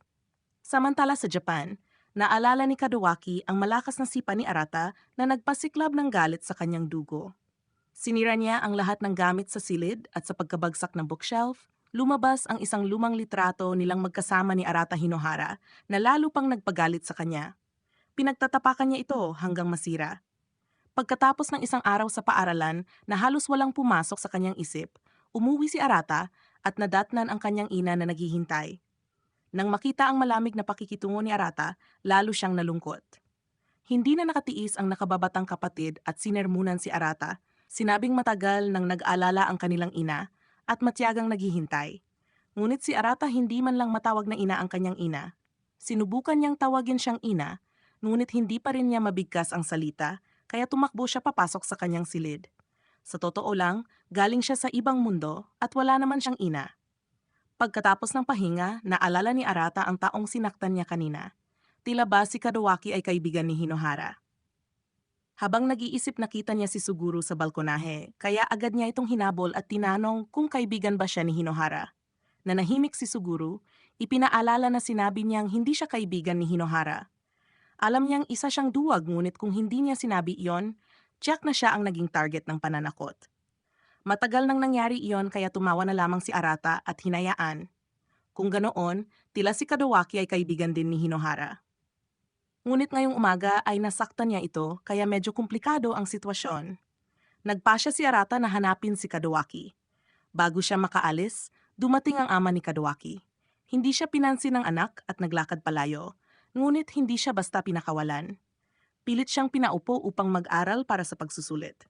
Tumawa ng mapait si Kadowaki. Hindi pa nga natatapos ng kanyang ama ang mga babae nito sa labas at gusto pa siyang kontrolin. Dahil hindi siya mapigil, galit na sinermunan siya ng ama at binanggit ang nakaraan tungkol sa pagbitiw niya sa koponan ilang taon na ang nakalipas. Nagsimulang magbalik ang mga alaala nila ni Arata noon at hindi naging komportable si Kadowaki. Binanggit niya ang katiwalian ng kanyang ama, ngunit kapalit nito ay isang malakas na sampal. Sa Amawakuni, narating ng grupo ni Arata ang teritoryo ni Yorunami, isa sa 12 Shinso at ang show ng kapangyarihan ng tubig. Malamang ay alam na niyang naroroon sila. Sa kabuuan, si Yorunami ay kapangyarihan ng tubig, si Kanagi ay kapangyarihan ng apoy, si Akachi ay kapangyarihan ng lupa, ngunit paano naman ang iba?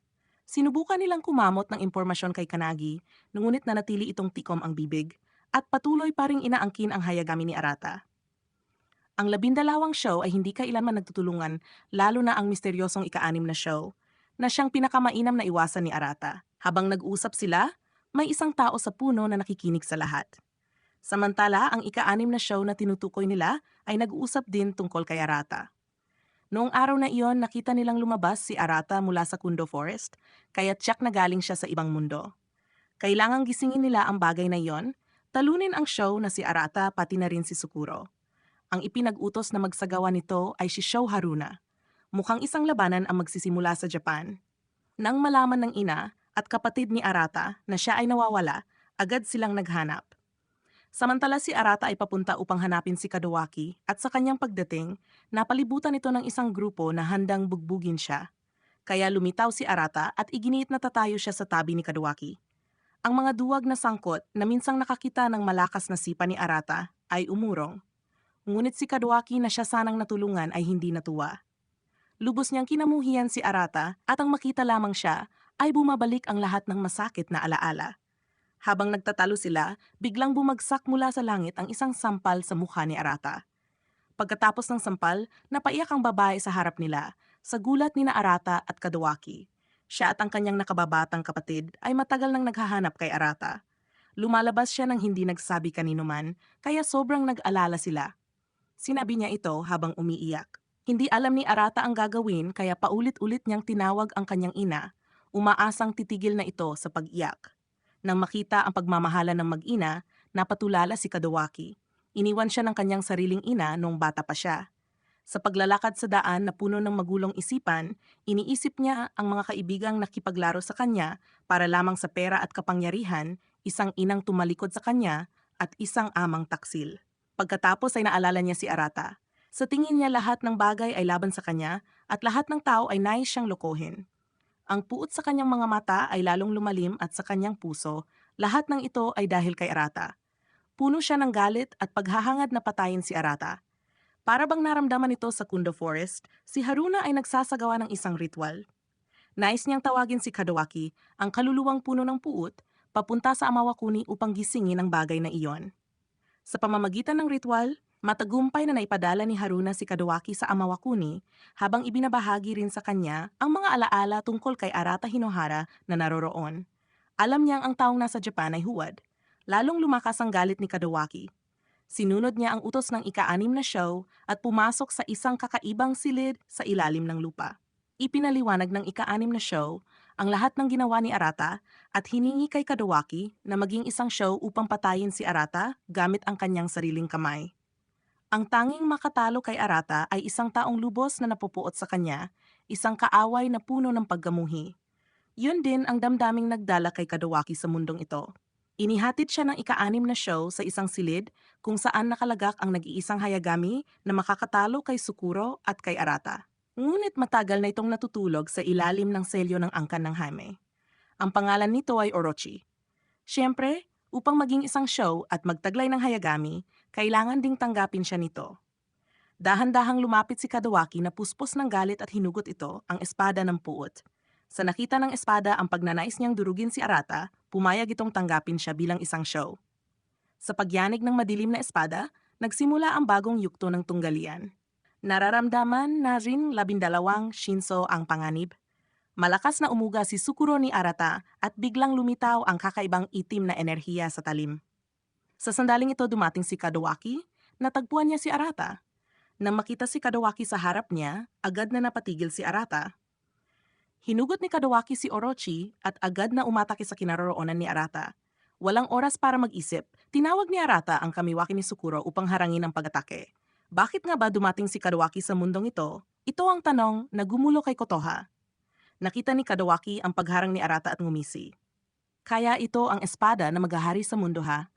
Patuloy niyang inasar si Arata, walang tigil sa pangungutya at pagbabalik ng mga nakakahiyang alaala. Habang mas nakikinig si Arata, lalo siyang nagagalit.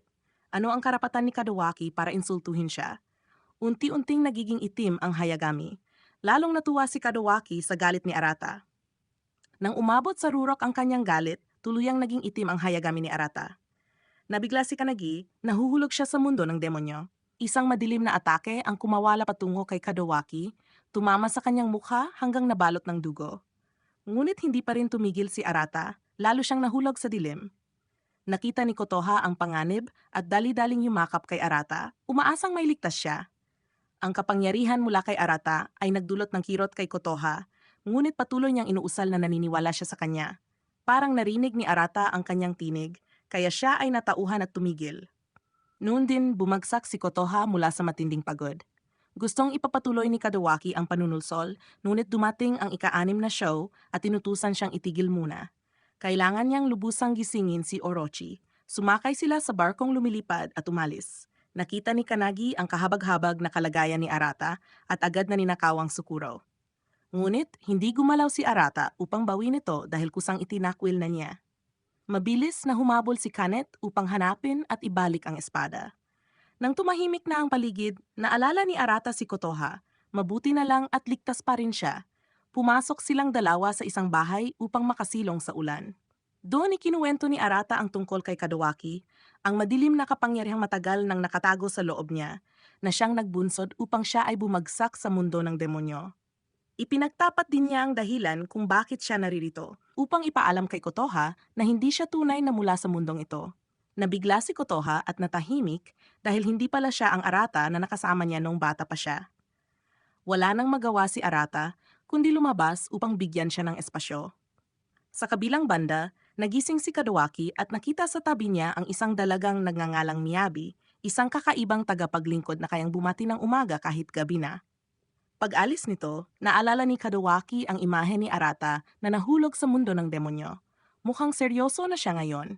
Samantala si Kanet ay patuloy na naghanap kay Kanagi sa gitna ng ulan. Ang ulang iyon ay gawa ng kamuy ni Yorunami.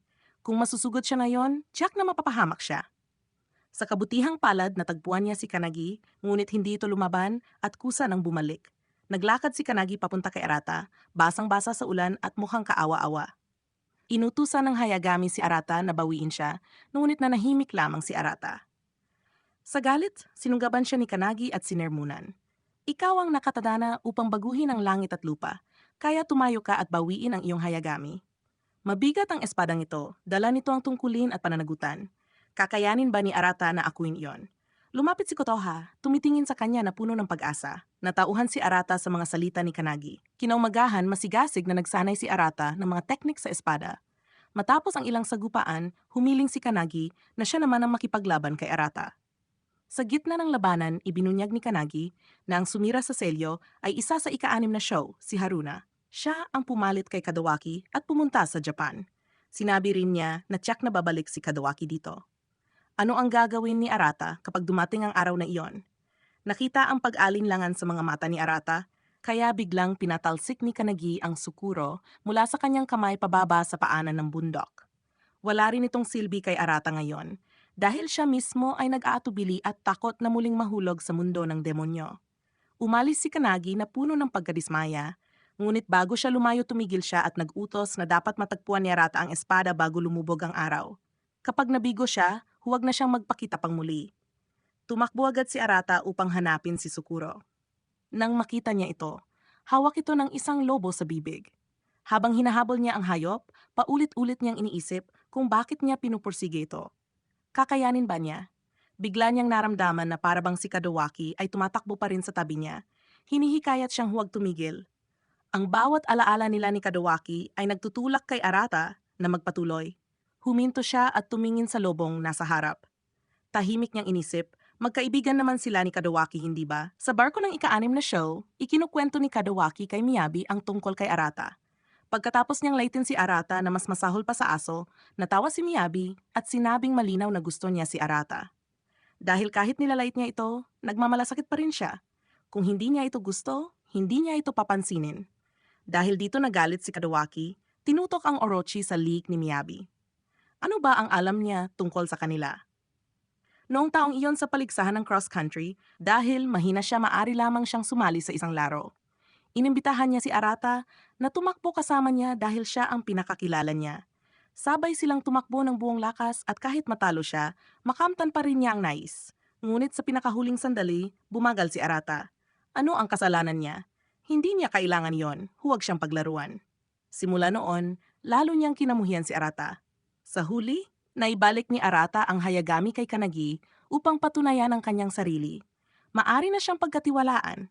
Lumapit siya kay Kotoha at nangakong hindi na siya muling mahuhulog sa mundo ng demonyo.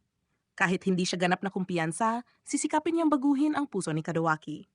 Sa pagdinig nito, napaiyak si Kotoha at sinabing palagi siyang maniniwala sa kanya. Yumakap si Arata kay Kotoha dahilan upang magselos si Kanet. Ngunit dahil naroon si Kanagi, wala siyang magawa. Isang bagong araw ang sumikat sa isang lugar na walang nakakaalam. Maingat na minamasdan ni Yorunami ang bawat galaw ni Arata sa pamamagitan ng mga bula ng tubig. Dahan-dahan siyang lumapit sa isang malaking bilog na tubig na kinaroroonan ng kanyang mukuso. Ang mga tao sa paligid ay nagmamakaawa para sa awa. Ngunit sa kabila nito, inihayag ni Haruna ang mga kasalanan ni Shirotaki. Inutusan niyang ihinto ang supply ng asin sa bansang ito. Ang kasamang tagapaglingkod sa tabi niya ay nag-aalala, sinasabing kung walang asin magdurusa ng husto ang mga karaniwang tao. Sa huli kumaway lamang si Yorunami, binasag ang bilog ng tubig at pinatawad ang buhay ng lalaki. Kasabay nito binalaan niya ang lalaki na kung nais nitong sumunod sa kanya, dapat marunong siyang magtrabaho. Hindi niya kailangan ang walang silbing sukiro sa panig na ito. Naghahanda na ang grupo na maglakbay patungo sa kabisera ni Yorunami nang biglang tumigil si Arata. Hindi niya nais talunin si Yorunami. Bago sila magharap ng direkta, gusto muna niyang malaman kung anong uri ng tao ito. Nais muna niyang makilala si Haruna Sokiro. Nang marinig ito, agad na naunawaan ni Kotoha ang layunin ni Arata. Hindi niya gustong pilitin ang iba na magpasakop. Sa halip nais niyang payapain sila at tanggapin ang kanilang mga buhay na ipinagkatiwala sa kanya. Kaya nagsimula ang buong grupo patungong Suzuki-ra, ang pinakamayamang lungsod sa Amo Wakumi. Pagdating nila sa tarangkahan ng lungsod, hindi pa rin sila makapasok sapagkat kailangang magbayad ng buwis upang makapasok. Ito ang batas ng Suzuki-ura na lalong nagpagalit kay Kanet. Habang lahat ay naguguluhan kung ano ang gagawin, lumapit ang isang lalaking nagngangalang Sir Hero at dinala sila papasok sa lungsod. Habang naglalakad sa masiglang mga lansangan ng Suzuki-ra, agad naakit ang paningin ni Kotoha sa isang tindahan ng alahas. Gayunpaman wala silang pera, kaya napilitan siyang lumayo ng malungkot. Dito kailangan nilang gumamit ng lakas para kumita ng pera. Ang mga lalaki ay nagtatrabaho sa minahan ng bato, ang mga babae naman sa mga pagawaan ng tela. Labis itong nakakapagod. Ibinahagi nila ang parehong sitwasyon ng mga karaniwang tao. Ang grupo ni Arata ay napilitang magsimulang magtrabaho rin. Ngunit kung mananatili sila sa minahan ng bato, kailan pa makikita ni Arata si Sokiro? Palaging nakatayo si Sir Hero sa itaas na nagbabantay sa lahat. Marahil siya ang pinakamaikling daan upang makilala si Sokiro. Habang nakatingin-tingin nakakita si Arata ng isang batang lalaki na napakapabata pa, ngunit pinipilit ding magtrabaho dito. Tunay na kalupitan. Sa kabilang panig masigasig ding naglalaban ng damit si Kotoha. Nang lumapit si Arata sa kanya, nakaramdam siya ng hiya. Hindi pa rin niya lubos na matanggap ang katotohanang si Arata ay mula sa ibang mundo. Gayunman matapos ang kanilang pagyakap, mayroong hindi may paliwanag na lapit na nabuo sa pagitan nila. Sa barko ng ika-6 na show, ipinaakita nila kay Kadawaki ang mga eksenang madugo ng mga pagpatay ni Akacha. Isa sa 12 Shinso ang walang awang pinaslang. Ang buong paligid ay nilamon ng dugo ng kapangyarihan ng kamuy. Pagkaraan ng isang araw ng pagtatrabaho sa minahan ng bato, pumunta si Arata sa tindahan ng alahas na tinitingnan kanina ni Kotoha. Ginastos niya ang perang kinita niya upang bilhin ang palamuting buhok na pinagmamasdan ni Kotoha. Nasaksihan ito ni Sir Hero. Tunay ngang puno ng damdamin. Sinamantala ni Arata ang pagkakataon upang magtanong kay Sir Hero tungkol kay Yorunami. Hindi nagatubili si Sir Hero na sumagot. Sa kanyang puso si Yorunami ay marangal at makatao, may mga matang nakakakita sa malayo at malalim, at ngayon hinahanap niya ang pagiging ganap ng mga tao kabilang na ang sarili niya. Si Yorunami noon ay pinuno ng Suzuki-ra. Dahil sa kanya, naging pinakamamayamang lungsod ito sa buong Amawakumi. Pagkasabi nito, nakahanap siya ng dahilan upang umalis. Muling nagsimula ang sumunod na araw. Habang nagtatrabaho sina Arata at Kanet, nakita nila ang batang lalaki kahapon na inaapi. Nagalit si Kanet at balak ng suntukin ang kalaban, ngunit pinigilan siya ni Sir Hero. Binalaan niya ang tagapangasiwa sa harap nila tungkol sa batas laban sa pakikipaglaban. Sa huli wala silang nagawa. Bumisita sina Arata, Kanet at Kanagi sa bahay ng batang inaapi. Isang lubos na marupok na tahanan ito sa likod ng kinang ng lungsod. Ang batang ito ay si Ruka. Wala na ang kanyang mga magulang. Dati silang nagmamay-ari ng negosyong tela sa pangunahing kalye, Ngunit dahil sa malubang sakit sila ay nalugi. Ang mga manggagawang kanilang tinulungan ay lahat umalis, kabilang na ang tagapangasiwa na nanakit sa kanya kanina. Siya rin noon ay tagapamahala sa kanilang tindahan. Ito ba ang tinatawag na perpektong lungsod? Nakita ni Kanagi si Sir Hero na tahimik na nakatayo sa likod ng dingding at narinig ang lahat. Galit na galit tumayo si Kanet at nagtanong kung bakit hindi umaalis si Ruka sa lugar na ito. Ngunit napakataas ng buwis sa pagtawid, 10 pilak at wala siyang pera upang makaalis. Pananamantala ito. Mapait nang umisi si Kanagi. Dito kailangan mong tapakan ng iba upang umangat. Ganito tumatakbo ang Suzuki. Pagkasabi nito lumabas siya, binibigyan ng pagkataon ang taong nakatayo sa labas ng pinto upang magsalita. Paglabas niya, natawa lamang si Sir Hero at sinimulan niyang tanungin si Kanagi tungkol sa kanyang palagay kay Arata. Nais niyang magkawatak ang kanilang samahan. Ngunit tumawa lamang si Kanagi at sinabing luma na ang trick na iyon. Binalaan niya na hindi madaling kalabanin si Arata. Sa sandaling ito, nasa loob ng silid ang pangunahing tauhan, kumakain ng sopas na niluto mismo ni Kanet. Pinapaalala nito kay Arata ang sopas na niluluto ng kanyang ina. Lubos niyang na-miss ang kanyang ina. Biglang sumigaw si Ruka na napakasarap ng sopas. Bahagyang ngumiti si Kanet ngunit napaiyak si Ruka. Hiling ng bata na sana siya ay mawala na lamang. Lagi siyang nag-iisa at laging masama ang nangyayari. Nakisimpatya si Arata, sinabing tuwing may masamang bagay na dumarating gusto rin niyang tumakas. Hindi niya alam kung bakit palaging dumarating ang mga ito kahit wala siyang ginagawang masama. Ngunit kung itatapon niya ang lahat kailanman, ay hindi niya malalaman ang dahilan ng kanyang kapanganakan. At marahang sinabi niya na dahil isinilang si Ruka sa mundong ito, wala siyang karapatang wakasan ang kanyang buhay. Sa buhay walang taong perpekto. Ang pahayag na ito ay kinagulat ni Sir Hero. Napalihim na nagpunas ng luha. Buo ang loob na sinabi ni Ruka na nais niyang umalis sa lugar na ito. Sina Arata at Kanet ay palaging handang tumulong sa kanya, pati na rin sina Kotoha at Kanade. Samantala, ang barkong lumilipad ay patuloy na naglalakbay patungo sa kinaroroonan ni Arata. Gumaling na ang mga sugat ni Kadawaki. Bigla na lang bumangga ang barko sa isang hindi matukoy na bagay. Ito ang kamuy ni Kachis. Mabilis na humarap si Kadawaki upang labanan si Itachi. Matapos makita ang malagim na mga eksena ng pamamaslang, nais niyang ipahayag ang kanyang layunin na makipagtulungan sa taong nasa harap niya. Ngunit hinamak siya ni Itachi. Ang mga taong hindi kayang lumaban ng mag-isa ay sagabal lamang. Binaliwala siya. Dahil dito sumigaw si Kadawaki ng galit na nais lamang niyang patayin si Arata, ayaw na niyang muling makita ito. Habang patuloy siyang sumisigaw, nakatutok na ang dulo ng espada sa kanyang mukha. Mapanghamak niyang sinabi na, "Gusto mo ba ituloy ko agad sa Tagalog ang kasunod na eksena, kung saan nahaharap si Kadawaki kay Itachi, hindi kayang talunin ni Kadawaki si Arata, dahil nalinlang siya ng kasamaan sa kanyang sariling mga mata, kaya mahinahon niyang sinabi na palalayain niya si Kadawaki." Pagkatapos ng walang pag-aalinlangan, itinusok niya ang espada diretso sa kanyang mata.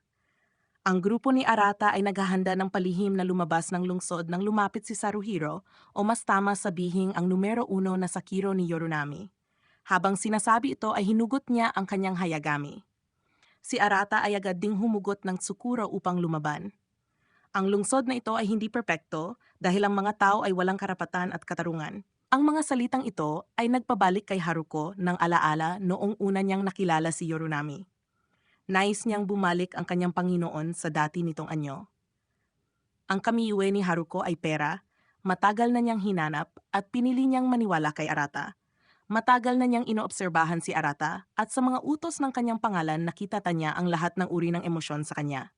Kaya gusto niyang malaman kung kayang maging ganong tao si Arata. Babaguhin niya ang lungsod na ito at naniniwala siyang kayang gisingin ni Arata si Uranami.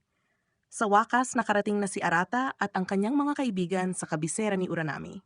Si Uranami ngayon ay nakatayo sa harap ng isang bulan ng tubig at nagbabalik tanaw sa nakaraan. Nung siya ay bata pa, hinabi niya ng sariling kamay ang isang pulseras bilang regalo sa kanyang ina. Ngunit pabayan nitong sinabi na aksaya lang iyon ng oras at inutusan siyang mag-ensayo ng martial arts. Ang Hayagami Sekiro ay pinagmulan ng lahat ng bagay at kung hawak niya ito, tiyak na nasa kanyang mga kamay ang trono. Yumukod si Yorunami sa harap ng bulan ng tubig na may kasuotan ng kanyang ina sa loob. Sa pagkakataong ito, tiyak niyang mapapaligaya ang kanyang ina. Habang umiinom ng tubig sa isang ilog malapit sa lungsod, lumapit si Kotoha at sinabi kay Arata na tiyak siyang babalik ito sa kanyang dating mundo kung saan naroon ang kanyang mga mahal sa buhay, pagkatapos ay natahimik.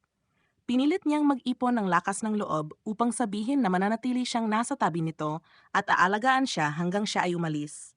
Ang pahayag na ito ay labis na ikinagulat ni Arata, ngunit bago pa siya makasagot nakatakbo na si Kotoha palayo. Tinitigan ni Arata ang hairpin sa kanyang kamay at natahimik. Biglang narinig niya ang sigaw ni Kotoha, kaya siya kasama sina Kanagi at Kanet ay nagmadaling tumakbo.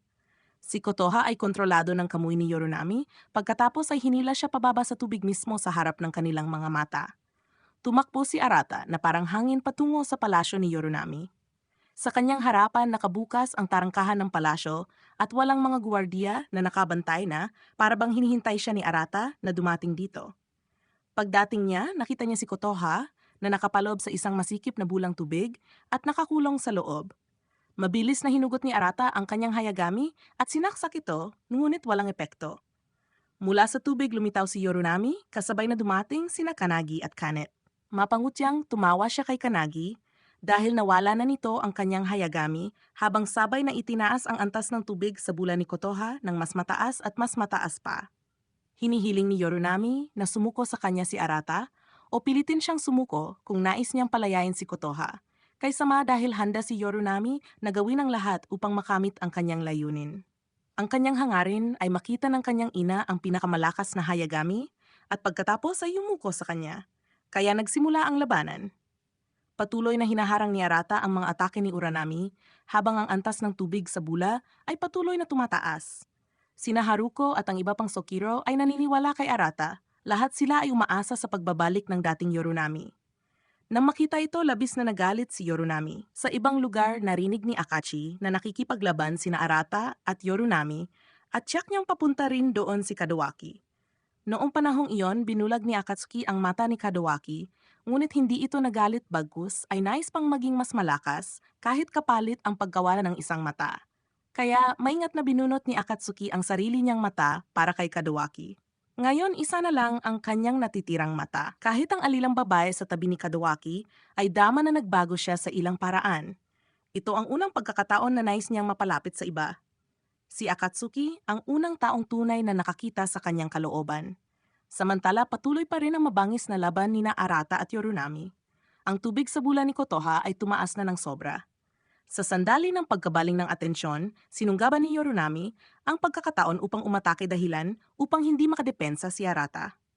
Sa tamang oras, ginamit niya ang isang teknik na tinatawag na pagbalik ng oras ng mundo upang balutin si Arata sa isang bula ng tubig na nagpalubog sa kanya sa isang panaginip. Lalong lumubog ang bula. Sa sandaling ito, dumating si Kadawaki, siya ang dapat tumalo kay Arata at hindi papayag na iba ang gumawa nito. Nang makita ni Yorunami na sinisira ni Kadawaki ang kanyang plano, ay iwiniwasiwas niya ang kanyang pamaypay na naging sanhi upang lamunin ng tubig si Kadawaki at dalhin siya kasama ni Arata. Parehong nilamon ng tubig sa ilalim ng kapangyarihan ni Yorunami. Patuloy na nanaginip si Arata tungkol sa kanyang ina. Napanaginipan niyang muli na nagluluto ng sopas para sa kanya ang kanyang ina at pagkatapos ay bumaling upang hikayatin siyang mangako ng pagsuko. Umiling si Arata bilang pagtanggi. Nang makita na walang epekto, lalo pang pinataas ni Yorunami ang kanyang kapangyarihan dahilan upang mas malubog pa si Arata sa panaginip. Napanaginipan niyang matapos ang laban sa paaralan ay hindi siya naparusyahan sa halip sinabi ng kanyang ina na maaari na siyang sumuko. Magtago na lang at sabihin ang pagsuko at matatapos na ang lahat. Nagulat si Arata habang paulit-ulit na sinasabi ng kanyang ina na hindi niya kailangang magsikap ng husto. Magpahinga na lang at balewalain ang lahat, muling tinatawag siya upang manumpa. Nang makitang tumatanggi si Arata, labis na nagtaka si Yorunami. Bakit niya pinagtatapangang sumuway sa sariling ina? Ang pagsuway sa sariling ina ay isang bawal. Dahil bigo siyang pasukuin si Arata, tumaas ang hangaring pumatay ni Yorunami habang inilusad niya ang isang tiyak na atake kay Arata. Ngunit sa panaginip, tila nakarinig si Arata ng isang tinig. Iyon ay si Kotoha na tumatawag sa kanya, sinasabing naniniwala siya at palagi siyang babantayan. Dahil sa tawag na iyon, nagising si Arata. Ang Hayagami sa kanyang kamay ay naglabas ng nakakasilaw na liwanag at pumutok ang kanyang kapangyarihan na winasak ang hadlang ni Yoronami. Nagtagumpay siya at nailigtas din si Kotoha. Labis na nabigo si Yoronami, ang pagbibigay buhay sa imahe ng kanyang ina ay hindi nakapagpasuko kay Arata. Hindi kailanman sasabihin ng kanyang ina ang mga ganoong bagay. Ang Hayagami ni Yoronami ay tuluyang nawalan ng kagustuhang lumaban. Tunay na natalo siya at biglang naalala bumaling siya pabalik sa bula ng tubig na naglalaman ng mga kasuotan ng kanyang ina. Ang bula ay nabasag na iniwan lamang ang isang luma at sira-sirang kasuotan. Ang tunay na ina ni Yoronami ay matagal ng patay at ang lahat ay isang ilusyon lamang na nilikha niya mismo. Habang nakatingin sa mga kasuotang nasa kanyang harapan, lumubog si Yoronami sa mga lumang alaala. Ang kanyang ina ay palaging mahigpit na nangangailangan na siya ay maging perpekto. Dahil gusto niyang mapuri, lagi niyang sinisikap tuparin ang lahat ng kagustuhan ng kanyang ina. Ngunit nang siya ay mamatay, hindi pa rin siya nakatanggap ng pagkilala, kaya lalo pang lumakas ang kanyang pagnanais. Naniniwala siyang kung magiging hari siya ay mapapaligaya niya ang kanyang ina. Biglang napansin ni Kanagi ang isang kahon malapit na isang relikya na iniwan ng ina ni Yoronami na hindi pa niya kailanman nabuksan. Sa pagkakataong ito, sa harap ng lahat, binuksan ni Yoronami ang kahon at sa loob nito ay ang pulseras na hinabi niya para sa kanyang ina noong siya ay bata pa. Akala niya ay tinapon na nito.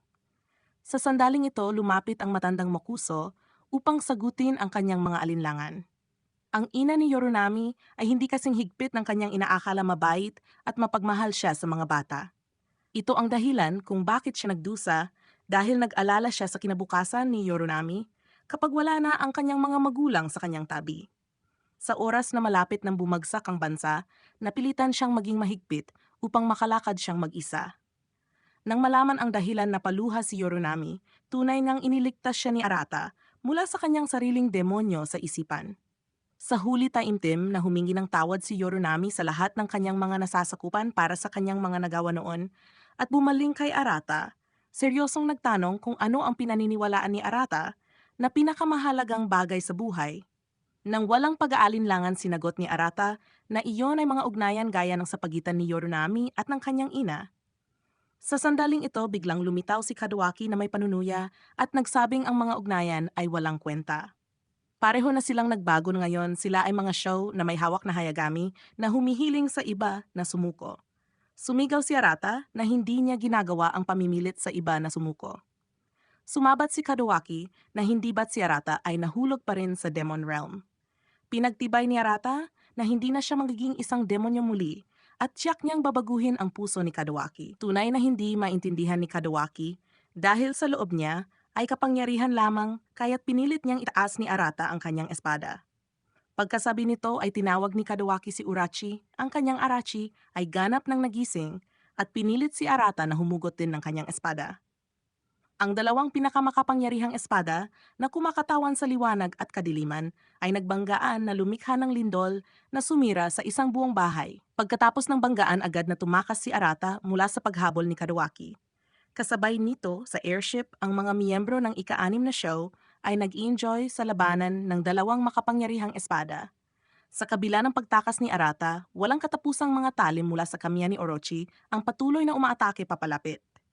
Nakita ang panganib paulit-ulit na nakiusap si Kotoha kina Kanagi at Kanet na tulungan siya, ngunit hindi nila magawa dahil ito ay laban ni Arata. Wala silang magagawa kundi tumayo at manood. Naniniwala silang hindi muling mahulog si Arata sa Demon Realm at hindi siya matatalo. Determinado pa rin si Kadawaki na habulin siya hanggang dulo. Ang kamuy ni Orochi ay sumugod kay Arata na parang bagyo, iniwan siyang walang magawa kundi hadlangan lamang. Ayaw niyang pilitin si Kadawaki na sumuko. Sa sandaling ito, agarang sumigaw si Kanet na kung hindi sila lalaban, hindi sila makakarating sa prinsesa dahilan upang magduda si Arata. Nais niyang tuparin ang inaasahan ng prinsesa, ngunit ano ang dapat niyang gawin ngayon? Nang makita ito, tinawag din ni Kotoha si Arata. Lahat ay naniniwala sa kanya. Ang mga salitang ito ang gumising kay Arata. Ngunit hindi pa siya nakakaaksyon, ang kamya ni Orochi ay lalong lumakas at sumugod na parabang lalamunin si Arata ng buo. Hindi siya makalaban pabalik dahil masyadong malakas ang kami. At bukod pa roon ng Sekiro ay hindi kailanman isang espada na may kakayahang umatake. Tahimik na hinawakan ni Yoronami ang pulseras ng kanyang ina sa huli, ay nagsalita upang ipahayag sa lahat na siya ay susuko kay Arata. Lubos na ikinagulat ni Arata ang pahayag na ito. Sa kabilang panig, nagpatuloy si Yoronami na sinasabi niyang ipagkakatiwala niya ang lahat kay Arata. Ang pagkilos na ito ay mas marangal kaysa pagiging hari at marahil ito ay makapagpapaligaya sa kanyang ina. Babantayan niya si Arata sa pamamagitan ng Hayagami Sukuro at lalaban kasabay niya. Pagkasabi nito, naghanda siyang isagawa ang ritual ng show submission. Gayunpaman ayaw ito ni Arata, ayaw niyang may sinumang sumuko sa kanya. Kaagad na nagsalita si Kanagi upang gisingin si Arata, hindi ba't nais niyang baguhin ang langit at lupa kung ganoon tanggapin ang misyong ito at itigil ang pag-iwas. Para sa mga sumuko ng hindi pinapatay o pinipilit, ipinagkatiwala nila ang kanilang buhay sa kanya. Tulad ng ginawa noon ni Suga, kailangan niyang pasanin ang kanilang buhay, damdamin at mga hangarin ng magkakasama.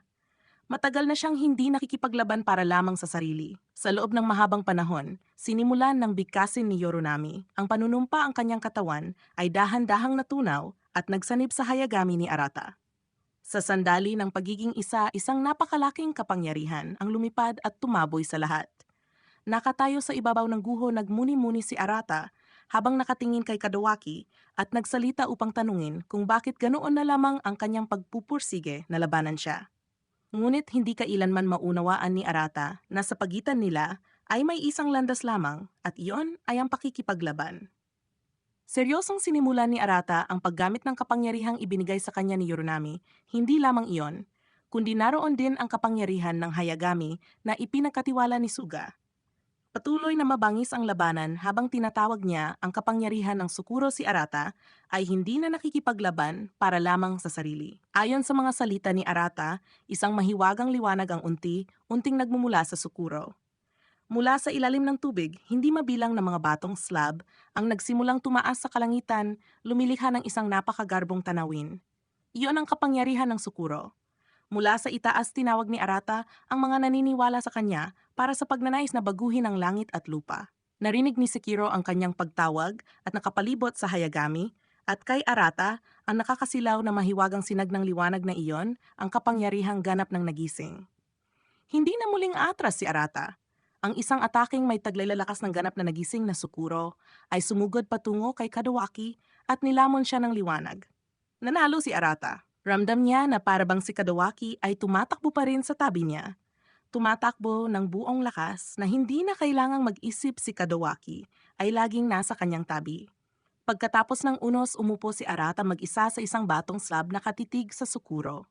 Sa sandaling ito, nagsumikap ding umakyat si Kotoha mula sa ibaba at mahigpit na niyakap si Arata. Biglang naalala ni Arata, kaya inilabas niya mula sa kanyang bulsa ang hairpin na palagi niyang daladala dahil nais niyang ibigay ito kay Kotoha. Matapos tanggapin ang regalo, masayang niyakap ito ni Kotoha.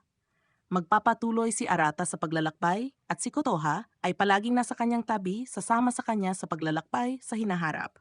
Nagtatapos ang anime sa pamamagitan ng pagsasara sa mga pangunahing kwento habang nagbubukas ng mga bagong posibilidad para sa kinabukasan ng mga tauhan. Sina Arata at ang iba pang mga tauhan ay may pagkataong bumuo ng mga bagong buhay at harapin ang susunod na mga hamon sa kanilang paglalakbay na may naghihintay na kinabukasan para sa kanila.